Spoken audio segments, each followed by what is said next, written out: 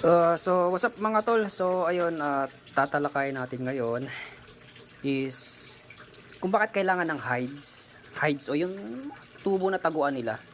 Kasi itong mga crayfish is actually kapag nagmo-molt sila, kailangan nila magtago kasi once na mag-molt sila o magbalat, mahina yung katawan nila. So yun yung mga tendency na targetin sila ng mga mas malaking crayfish. So dapat may hide sila. And then pwedeng sobra o para at least hindi sila mag-agawan. O yun lang naman para at least mas safe and secure yung yung bawat crayfish after nila mag-molt.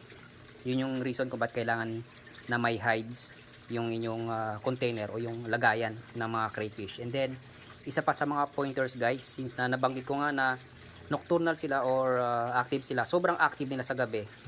Pag or madilim, ito yung time na nagmo-molt sila. So reason din kung bakit ganito, itong oras na madilim at sinisilip-silip ko sila para at least makita ko kung ano yung mga nagmo-molt. Kasi pag nag-molt sila, lalapitan sila ng mga mas malaking crayfish. So binubugaw ko, sinasaway ko. Paano ba sila sawayin? Tutukan nyo lang ng ilaw guys, maghihiwalay na yung mga yan. So yun lang naman guys, later.